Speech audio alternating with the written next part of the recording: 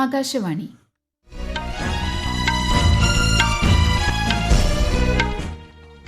നമസ്കാരം.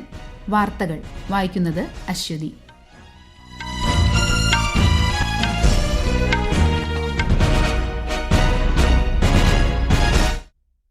പ്രധാന വാർത്തകൾ.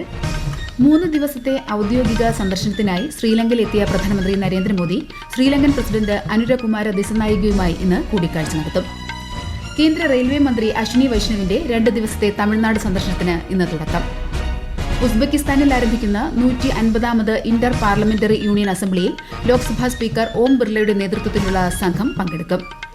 കേരളത്തിൽ വരും ദിവസങ്ങളിൽ ഒറ്റപ്പെട്ട ശക്തമായ മഴയ്ക്ക് സാധ്യതയെന്ന് കേന്ദ്ര കാലാവസ്ഥാ വകുപ്പ്. 4 ജില്ലകളിൽ ഇന്ന് മഞ്ഞ ജാഗ്രത. അർജന്റീനയിൽ നടക്കുന്ന ISSF ഷൂട്ടിംഗ് ലോകകപ്പിൽ 1 സ്വർണം ഉൾപ്പെടെ ഇന്ത്യയ്ക്ക് 2 മെഡലുകൾ. വാർത്തകൾ വിശദമായി. 3 ദിവസത്തെ ഔദ്യോഗിക സന്ദർശനത്തിനായി ശ്രീലങ്കയിലെത്തിയ പ്രധാനമന്ത്രി നരേന്ദ്രമോദി ശ്രീലങ്കൻ പ്രസിഡന്റ് അനുരകുമാര ദിസനായികയുമായി ഇന്ന് കൂടിക്കാഴ്ച നടത്തും. ദിസനായികയുടെ ക്ഷണപ്രകാരമാണ് ശ്രീ മോദിയുടെ സന്ദർശനം. ആരോഗ്യം, ഡിജിറ്റൈസേഷൻ, പ്രതിരോധം, ഊർജ്ജം തുടങ്ങിയ മേഖലകളിൽ ഉഭയകക്ഷി ബന്ധം ശക്തിപ്പെടുത്തുന്നത് സംബന്ധിച്ച് ഇരുവരും ചർച്ച ചെയ്യും. ഇന്നലെ വൈകുന്നേരം കൊളംബോയിലെത്തിയ പ്രധാനമന്ത്രിക്ക് ബന്ദാരനായികെ അന്താരാഷ്ട്ര വിമാനത്താവളത്തിൽ ഔദ്യോഗിക സ്വീകരണം നൽകിയിരുന്നു. നേപ്പാൾ പ്രധാനമന്ത്രി KP ശർമ്മ ഒലി പ്രധാനമന്ത്രി നരേന്ദ്രമോദിയുമായി കൂടിക്കാഴ്ച നടത്തി. ബാങ്കോക്കിൽ നടക്കുന്ന 6ാമത് ബിംസ്റ്റെക് ഉച്ചകോടിക്കിടെയാണ് ഇരു നേതാക്കളും കൂടിക്കാഴ്ച നടത്തിയത്. ചർച്ചകൾ വളരെ അർത്ഥവത്തായിരുന്നുവെന്ന് നേപ്പാൾ പ്രധാനമന്ത്രി സമൂഹ മാധ്യമത്തിൽ കുറിച്ചു. നേപ്പാളുമായുള്ള ബന്ധത്തിന് ഇന്ത്യ വളരെയധികം മുൻഗണന നൽകുന്നുവെന്ന് പ്രധാനമന്ത്രി നരേന്ദ്രമോദി അഭിപ്രായപ്പെട്ടു. കേന്ദ്ര റെയിൽവേ മന്ത്രി അശ്വിനി വൈഷ്ണവിന്റെ 2 ദിവസത്തെ തമിഴ്നാട് സന്ദർശനത്തിന് ഇന്ന് തുടക്കം. നവീകരിച്ച പാമ്പൻ റെയിൽ പാലത്തിന്റെ അവസാനഘട്ട ഒരുക്കങ്ങൾ നിരീക്ഷിക്കാൻ അദ്ദേഹം രാമേശ്വരം സന്ദർശിക്കും. റെയിൽ പാലം പ്രധാനമന്ത്രി നരേന്ദ്രമോദി നാളെ രാജ്യത്തിന് സമർപ്പിക്കും. കേന്ദ്ര സഹമന്ത്രി L. മുരുകനും ചടങ്ങിൽ പങ്കെടുക്കും. ഉസ്ബെക്കിസ്ഥാനിലെ താഷ്കന്റിൽ നടക്കുന്ന 150ാമത് ഇന്റർ പാർലമെന്ററി യൂണിയൻ അസംബ്ലിയിൽ ലോക്സഭാ സ്പീക്കർ ഓം ബിർളയുടെ നേതൃത്വത്തിലുള്ള പാർലമെന്ററി പ്രതിനിധി സംഘം പങ്കെടുക്കും. രാജ്യസഭാ ഡെപ്യൂട്ടി ചെയർമാൻ ഹരിവംശ്, അനുരാഗ് സിംഗ് താക്കൂർ, അശോക് കുമാർ മിത്തൽ തുടങ്ങിയ MPമാർ ഉൾപ്പെടെയുള്ളവർ അദ്ദേഹത്തെ അനുഗമിക്കും.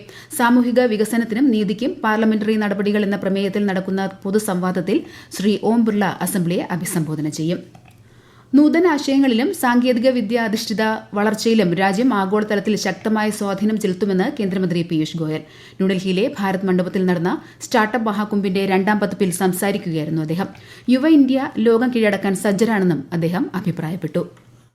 We need to go global. We'll need to think big. We'll need to be ambitious. We'll need to experiment. We'll need to go beyond the boundaries of our own thinking. Let's not limit ourselves with the past. Let's explore the unknown. Wealth creation in the short run may happen with some of these conveniences. पर दुकानदारी का ही काम करना है हमें या विश्वव्यापी और इंटरनेशनल स्केल का भारत की पहचान बनानी. That, friends, is the choice before us.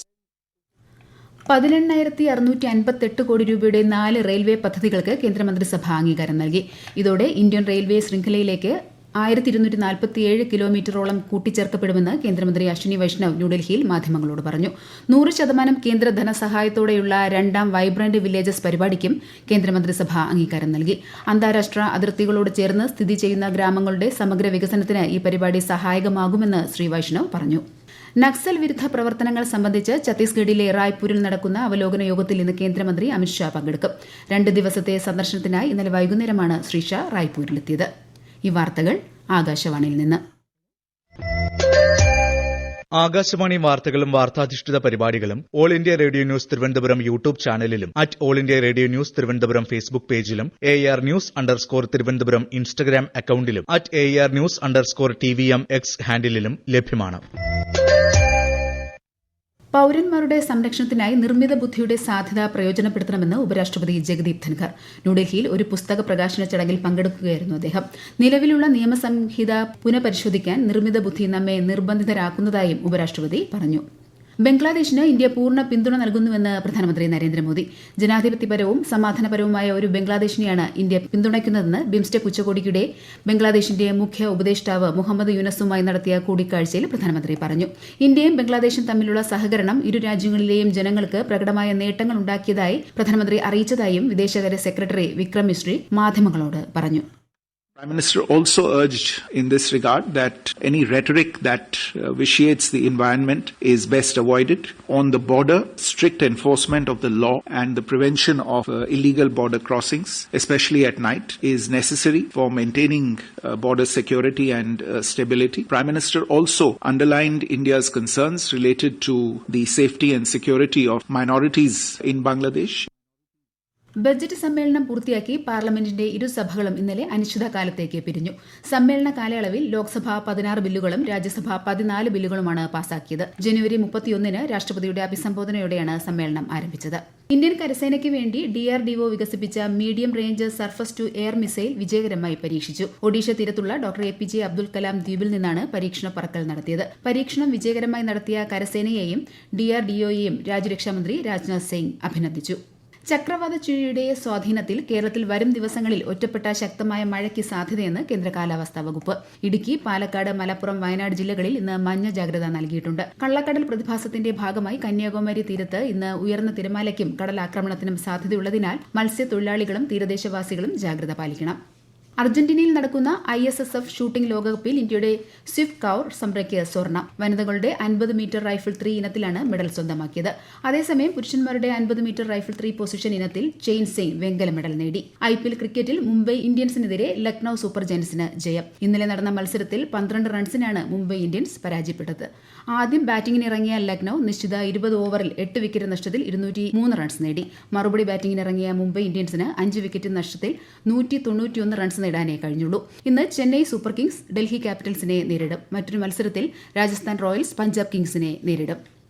7ാമത് Khelo India youth games അടുത്ത മാസം 4 മുതൽ 15 വരെ ബീഹാറിൽ നടക്കും. കായിക യുവജനകാര്യ മന്ത്രാലയത്തിന്റെ നേതൃത്വത്തിൽ യുവ പ്രതിഭകളുടെ കഴിവുകൾ പ്രോത്സാഹിപ്പിക്കുവാനും രാജ്യത്തെ കായിക സംസ്കാരം മെച്ചപ്പെടുത്താനുമാണ് പരിപാടി സംഘടിപ്പിക്കുന്നത്.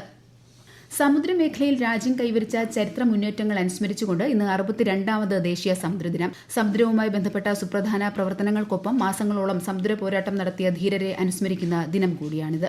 US ഉൽപ്പന്നങ്ങൾക്ക് ചൈന 34% അധിക തീരുവ ചുമത്തുമെന്ന് പ്രഖ്യാപിച്ചതിന് പിന്നാലെ അമേരിക്കൻ ഓഹരി വിപണികളിൽ ഇന്നലെ കനത്ത ഇടിവ് രേഖപ്പെടുത്തി. ഇരു രാജ്യങ്ങളും തമ്മിൽ വ്യാപാര യുദ്ധത്തിന് സാധ്യതയുണ്ടെന്ന ആശങ്കയിലാണ് നിക്ഷേപകരെന്ന് സാമ്പത്തിക വിദഗ്ധർ അഭിപ്രായപ്പെടുന്നു. നേപ്പാളിൽ ഇന്നലെ വൈകുന്നേരം തുടർച്ചയായി 2 ഭൂചലനങ്ങൾ ഉണ്ടായി. റിക്ടർ സ്കെയിലിൽ 5.5, 5.2 തീവ്രത രേഖപ്പെടുത്തിയ ഭൂചലനത്തിന്റെ പ്രഭവ കേന്ദ്രങ്ങൾ ജാജർകോട്ടിലാണ്. വടക്കേ ഇന്ത്യയുടെ ചില ഭാഗങ്ങളിലും നേരിയ ഭൂചലനം അനുഭവപ്പെട്ടു. ആളപായമോ നാശനഷ്ടങ്ങളോ ഉണ്ടായതായി റിപ്പോർട്ടുകളില്ല. വിഷുവിന് മുന്നോടിയായി 1 ഗഡു ക്ഷേമ പെൻഷൻ കൂടി അനുവദിച്ച് കേരള സർക്കാർ. ഏപ്രിൽ മാസത്തെ സാമൂഹ്യ സുരക്ഷാ ക്ഷേമനിധി പെൻഷൻ വിതരണത്തിനായി 820 കോടി രൂപ അനുവദിച്ചതായി ധനമന്ത്രി KN ബാലഗോപാൽ അറിയിച്ചു.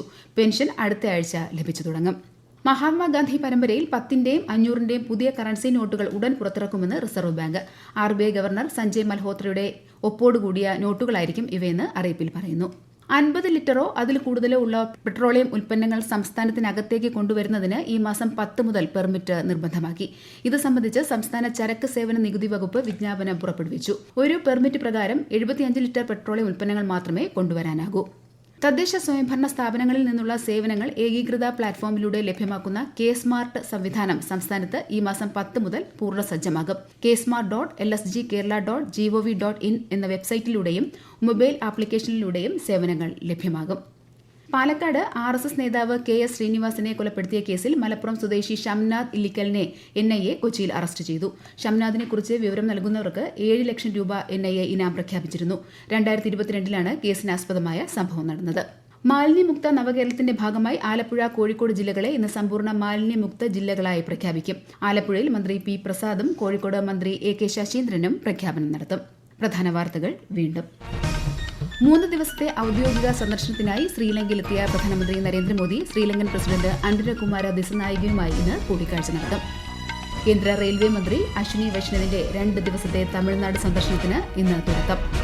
ഉസ്ബെക്കിസ്ഥാനിൽ ആരംഭിക്കുന്ന 150ാമത് ഇന്റർ പാർലമെന്ററി യൂണിയൻ അസംബ്ലിയിൽ ലോക്സഭാ സ്പീക്കർ ഓം ബിർളയുടെ നേതൃത്വത്തിലുള്ള സംഘം പങ്കെടുക്കും. കേരളത്തിൽ വരും ദിവസങ്ങളിൽ ഒറ്റപ്പെട്ട ശക്തമായ മഴയ്ക്ക് സാധ്യതയെന്ന് കേന്ദ്ര കാലാവസ്ഥാ വകുപ്പ്. 4 ജില്ലകളിൽ ഇന്ന് മഞ്ഞ ജാഗ്രത. അർജന്റീനയിൽ നടക്കുന്ന ISSF ഷൂട്ടിംഗ് ലോകകപ്പിൽ 1 സ്വർണ്ണ ഉൾപ്പെടെ ഇന്ത്യയ്ക്ക് 2 മെഡലുകൾ. വാർത്തകൾ കഴിഞ്ഞു. അടുത്ത വാർത്താ പ്രക്ഷേപണം ഉച്ചയ്ക്ക് 12:30.